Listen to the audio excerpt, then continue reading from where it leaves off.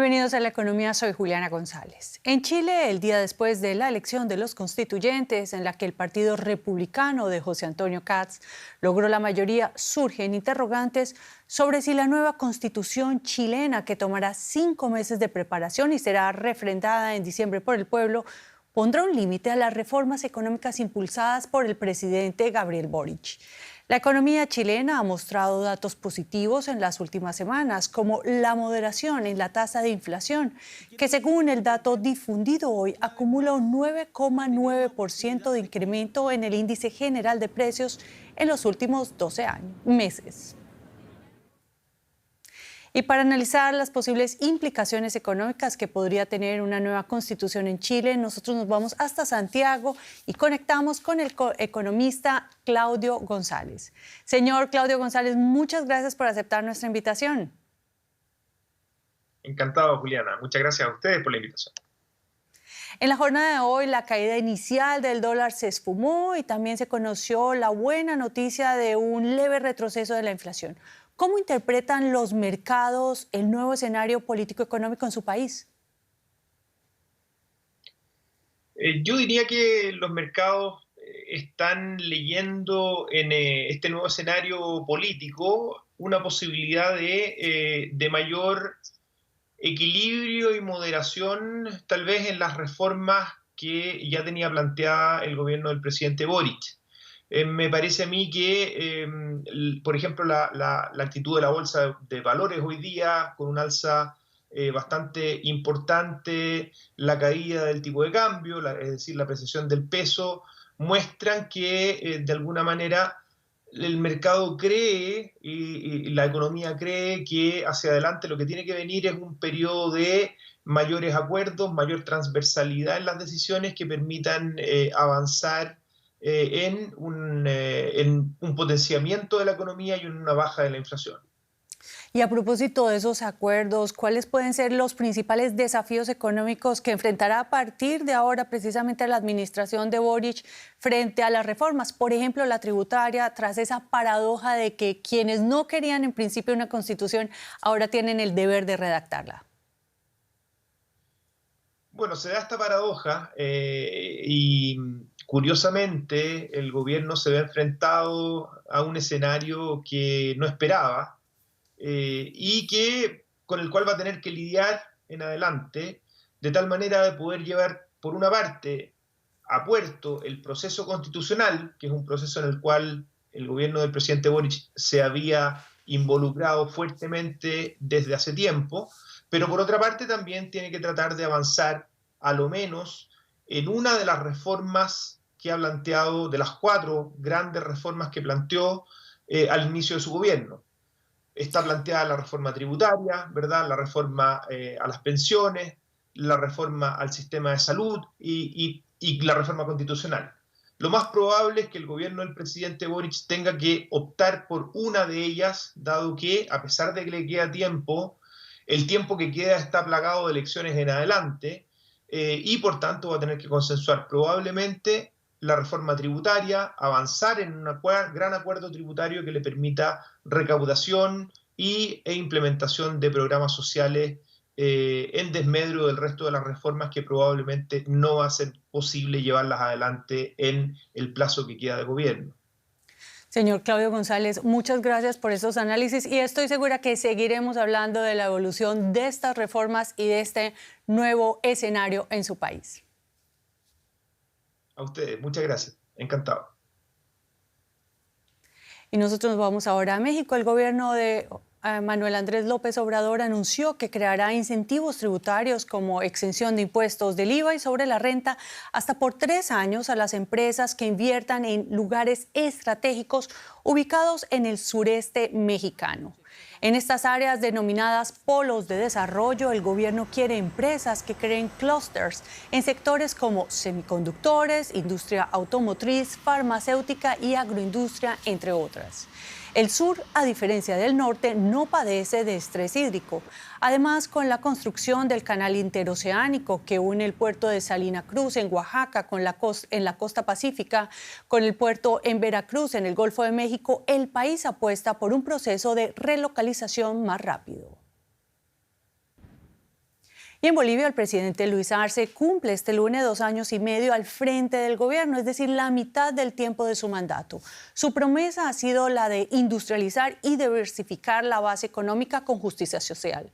Este fin de semana, el expresidente y jefe del movimiento al socialismo, Evo Morales, le pidió a su copartidario que agilice los proyectos de industrialización este año, porque de lo contrario, no alcanzará a entregar obras terminadas.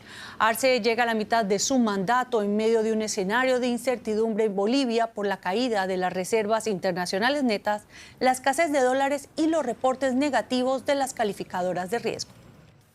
Y nosotros nos vamos hasta La Paz para analizar el tema del presidente Arce con nuestra colega, la periodista Tania Frank. Tania, hola, te saludo con mucho gusto. ¿Es tan sombrío el panorama de la industrialización como lo deja ver la crítica del expresidente Morales? Bueno, la situación es complicada. El expresidente ha expresado en muchos discursos en los últimos meses, sobre todo la importancia de la industrialización. Ha hecho muy duras críticas hacia el gobierno de Luis Arce y ante estas duras críticas también se han alineado algunos empresarios y desde los aliados del gobierno de Arce han señalado que las críticas tienen un carácter ideológico más bien. El panorama de la industrialización en Bolivia es complejo y presenta desafíos significativos. Uno de ellos es la falta de infraestructura. A pesar de que Bolivia cuenta con importantes recursos naturales, históricamente ha sido un país dependiente de las exportaciones de materias primas y especialmente de gas natural y mineral. 2 años del gobierno de Luis Arce llegó con muy buena reputación en las elecciones cuando ganó el gobierno, pero 2 años y medio después se enfrenta a una turbulenta economía.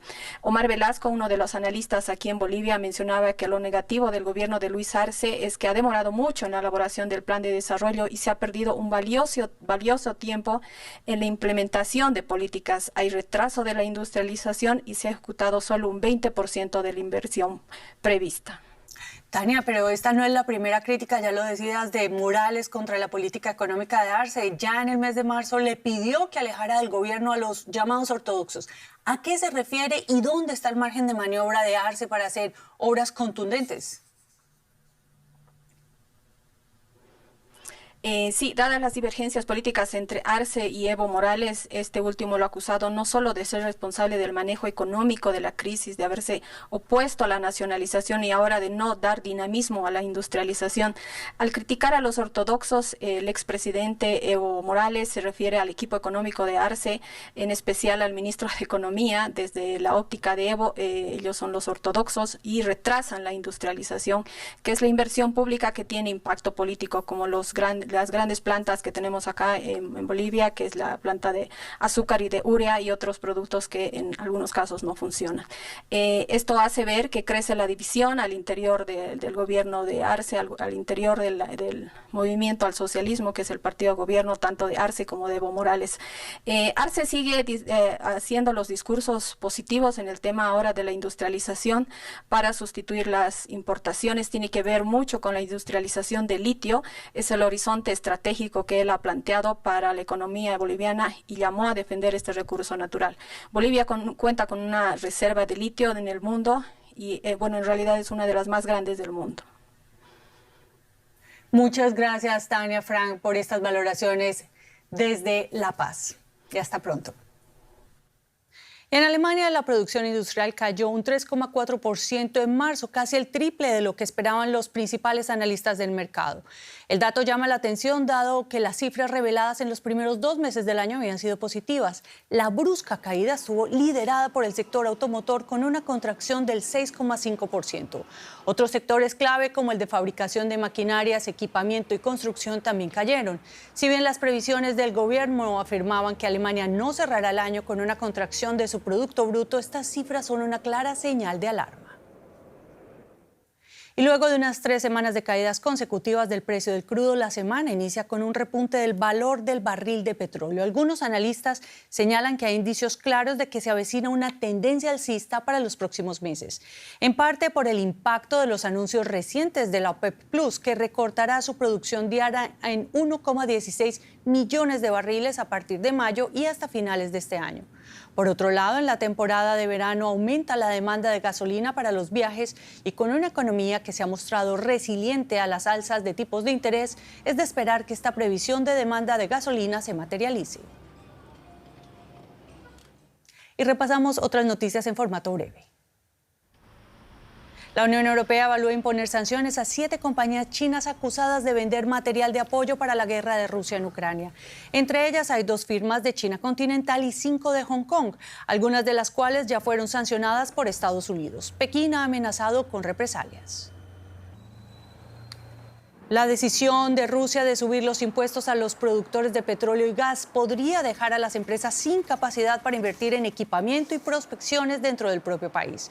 El Kremlin subió recientemente los impuestos a las empresas energéticas para compensar el tope de precios impuesto por algunas de las economías más grandes del mundo. Y por fin llega el buen tiempo aquí en Alemania. Y para muchos eso significa la oportunidad de reunirse con amigos para disfrutar uno de los productos más conocidos de Alemania, la cerveza. Pero sus copas no son lo único que va al alza. La Asociación de Cerveceros prevé el verano más caro de la historia en las famosas cervecerías alemanas.